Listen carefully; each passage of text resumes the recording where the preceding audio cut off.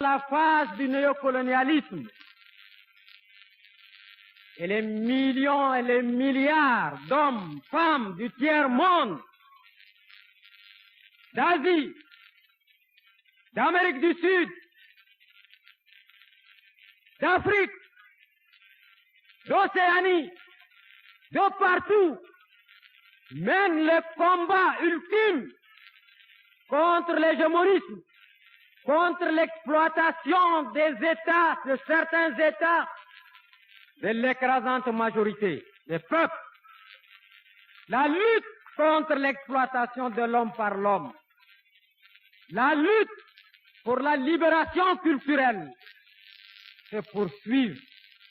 Et dans cette lutte, nous occupons notre modeste place. Modeste, mais nous occupons notre place.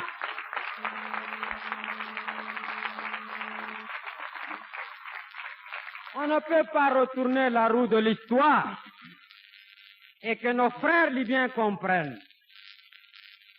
Ils ont intérêt à faire la paix avec nous. Nous avons parcouru un chemin. Nous avons rétabli nos relations diplomatiques.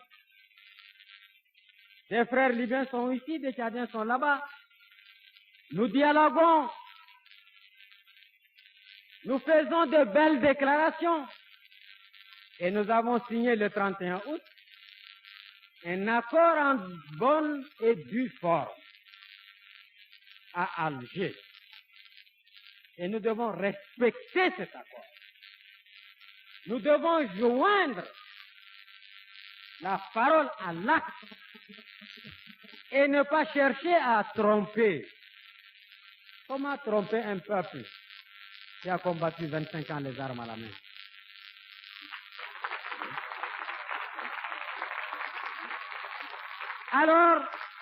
Alors on arme des bandits par là, des mercenaires par-ci, des voyous par là, on distribue des pétrodollars, on va au Darfour pour attaquer le Tchad, et ils se lavent les mains. Non, nous ne sommes pas concernés.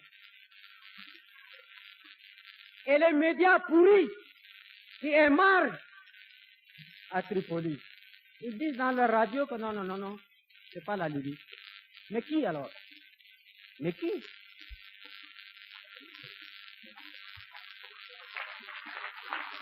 Alors on veut tromper le peuple tchadien? Le peuple tchadien ne peut pas se laisser tromper ni se laisser abuser. Les militantes et militants de l'UNIR que vous êtes, vous veillez comme vous l'avez veillé hier. Et les forces armées nationales tchadiennes sont là, veillent et veilleront comme ils l'ont fait hier. Ils le font aujourd'hui et ils le feront demain. Alors, ne jouons pas au plus malin.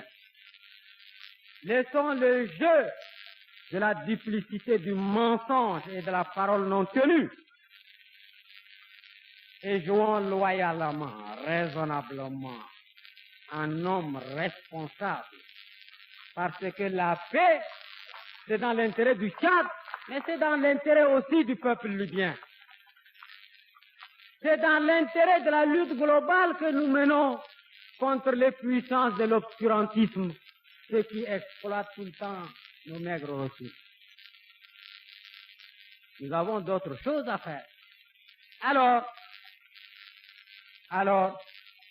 ne jouons pas avec le feu.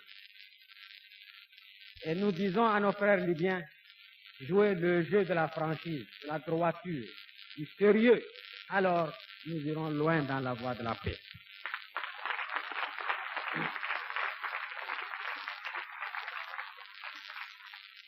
Camarades militants et militantes, parmi les tâches que le deuxième congrès nous a fixées, j'ai cité tout à l'heure la paix définitive, la préservation de nos acquis et la consolidation et leur développement. J'ai parlé aussi de la bonne gestion de l'assainissement,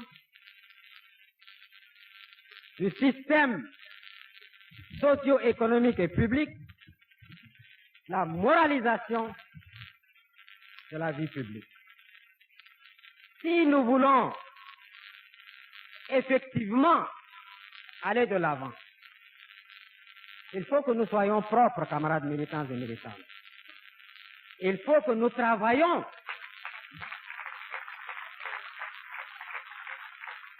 Il faut que nous soyons efficaces dans ce que nous faisons.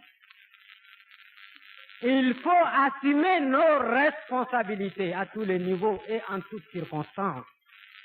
Regarder en nous-mêmes, nous regarder dans la glace. Qu'est-ce que nous avons fait hier? Qu'est-ce que nous sommes en train de faire? Faire notre autocritique, mener le combat avec soi-même et mener le combat dans la société. Alors, les détournements des biens publics, les gars, mais nous ne pouvons pas aller de l'avant si nous faisons tout le temps ça. Nous, militants et militantes de l'UNIR, nous devons d'abord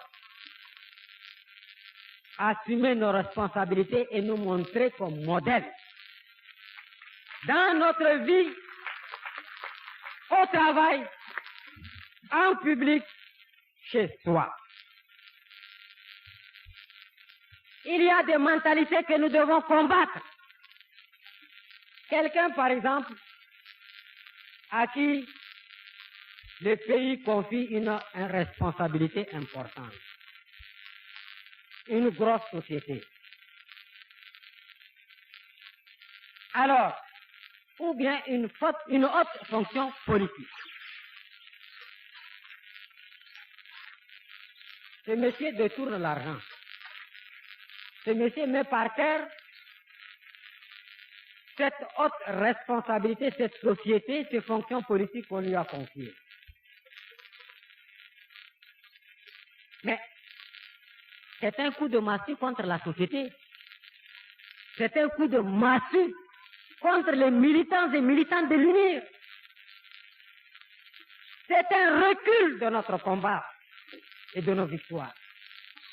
Mais quand des sanctions sont prises, alors ces messieurs disent on les a chassés, que les gens sont ingrats. Et ils ont volé. Ils ont mal géré. Ils se sont comportés en irresponsables. Mais ces gens-là, ils ne peuvent pas prétendre qu'ils sont militants. S'ils ont fait hier quelque chose aujourd'hui, ils ont le droit de piller. Non. Le militant doit être exemple dans toutes les étapes de la lutte.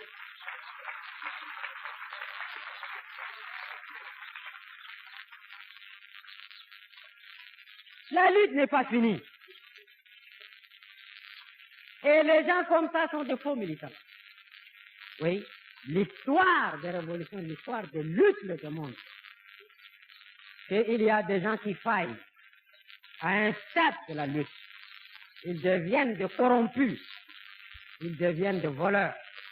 D'autres continuent le combat avec le même élan, avec la même propreté, avec la même disponibilité. De nouveaux viennent rejoindre